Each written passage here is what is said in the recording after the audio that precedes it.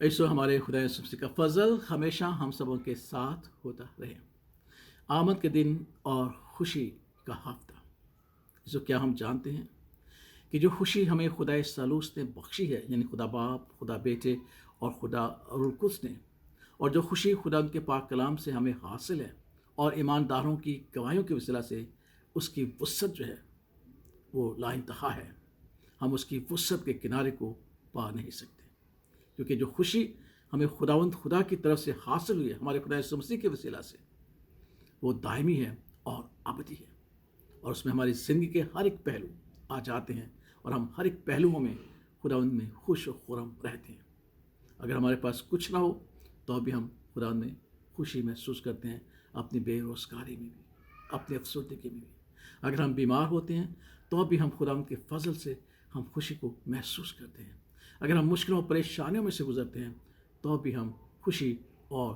شادمانی کو محسوس کرتے ہیں، کیونکہ وہ خوشی جو خداوند یسوع مسیح کے وسیلہ سے، اس کی بشارت کے وسیلہ سے اور خدا پاک کے کلام کے وسیلہ سے، اس کے نبیوں کے وسیلہ سے، ایمانداروں کے وسیلہ سے ہمیں حاصل ہوئی ہے، اس کی وسعت کو ہم کبھی پا نہیں سکتے۔ اس کی وسعت کا کنارہ ہماری سوچ اور ہماری سمجھ سے بالا تر، اتنی وسیع ہے وہ خوشی۔ اس لیے خداوند کا خادم، خداوند کا نبی کہتے ہیں کہ اگرچہ انجیر کے درخت نہ پھولے اور تاک میں پھل نہ لگے اور زیتون کا حاصل ضائع ہو جائے اور کھیتوں میں کچھ پیداوار نہ ہو اور بھیڑ خانے سے بھیڑیں چاہتی رہیں اور طویلوں میں مواشی نہ ہوں، تو بھی میں خداوند سے خوش رہوں گا اور اپنی نجات بخش خدا سے خوش وقت ہوں گا۔ حبقوق نبی کہتا ہے کہ میرے پاس کچھ کیوں نہ ہو تو اب میں خدا میں خوش ہوں گا، کیونکہ وہ جانتا ہے کہ اس کا خدا اس کی توانائی ہے۔ وہ کہتا ہے خداوند خدا میری توانائی ہے اور میرے پاؤں ہرنے کے سے بنا دیتا ہے اور مجھے میری اونچی جگہوں پر چلاتا ہے۔ کتنی خوبصورت بات ہے، کیوں؟ کیونکہ خداوند کی طرف سے، خدا ثالوث کی طرف سے جو خوشی ہمیں حاصل ہوتی ہے، اس کی وسعت کو ہم پا نہیں سکتے۔ اس لیے وہ کہتا ہے کہ میرے پاس چاہے کچھ کیوں نہ ہو پھر میں خدا میں خوش ہوں گا، کیونکہ وہ خدا جس نے مجھے خلق کیا ہے، جس نے مجھے پیدا کیا ہے، وہی یہوہ یری ہے اور وہی وقت مجھے مہیا کرے گا۔ اس لیے اپنی ایسی صورتحال میں جب میرے پاس کچھ نہ ہو، مالی صورتحال میں، بے روزگاری کی صورت میں، تو اب میں خوش ہوں گا، ایمان رکھوں گا کہ خدا میرا مددگار ہے اور وہی مجھے مہیا کرے گا۔ بیماری کی صورتحال میں ہم دیکھتے ہیں مقدس پالس رسول، جس کے پٹکوں سے اور جس کو چھو جانے سے لوگ شفا پاتے تھے، جب اس نے اپنی بیماری کا ذکر کیا اور خداوند نے کہا کہ میرا فضل تیرے لیے کافی ہے، تو اس نے کہا کہ اب میں خدا کے فضل میں اپنی بیماری میں خوشی کو محسوس کروں گا۔ اس لیے جب ہم بیمار بھی ہوں تو بھی اس خوشی کو جو خداوند کے وسیلہ سے ہمیں حاصل ہوئی ہے،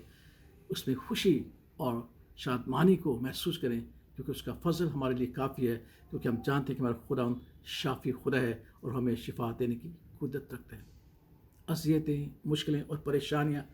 ہماری زندگی میں آتی جاتی رہتی ہیں، حتی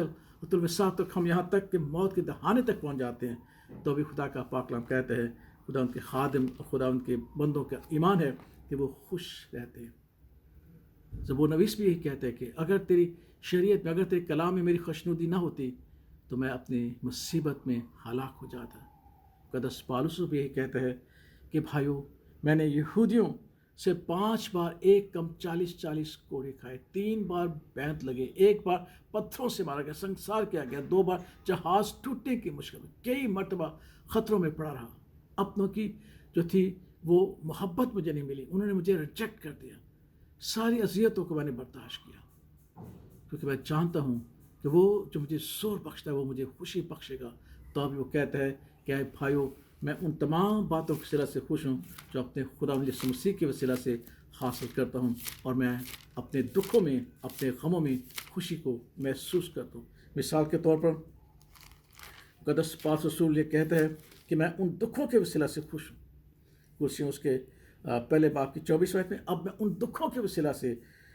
خوش ہوں جو تمہاری خاطر اٹھاتا ہوں، اور مسیح کی مصیبتوں کی کمی اس کے بدن یعنی کلیسے خاطر اپنے جسم میں پوری، اپنے دکھوں میں بھی خوش ہوں، کیونکہ وہ ایسی خوشی کو محسوس کرتا ہے جو اس کے لیے نہایت ہی وسیع ہے اور اس کی وسعت کو پا نہیں سکتا۔ اس لیے وہ کہتا ہے کہ اے عزیزو، ہمیں ہر وقت خوش رہنا چاہیے۔ اس لیے وہ کہتا ہے خداوند میں ہر وقت خوش رہو، پھر کہتا ہوں خوش رہو۔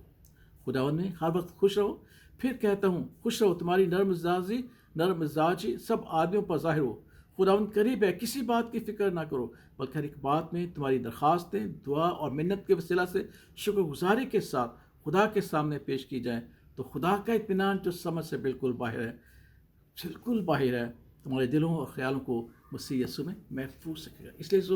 वो खुशी जो हमें हासिल है, इस बात को याद रखिएगा, उस खुशी की वसअत को हम पा नहीं सकते। वो खुशी दायमी है और अब्दुल-अबाद है और हमारी तमाम सूरत हाल से बढ़कर है और हम उससे खुशी महसूस करते हैं। तो याद रखिएगा, अपनी बीमारी में, अपनी बेरोज़गारी में और अपनी मुश्किलों परेशानियों में खुदावंद की खुशी से शादमानी हासिल कीजिएगा, क्योंकि वो खुदावंद है जो कादिर मुतलक है और हमें खुशी और इत्मीनान और अपने फजल से संभालने की कुदरत रखता है। तो खुशी के हफ्ते में हमेशा खुश रहने की कोशिश करें और खुदा में शादमान रहें। खुदा का फजल हम सबों के साथ रहे। आमीन।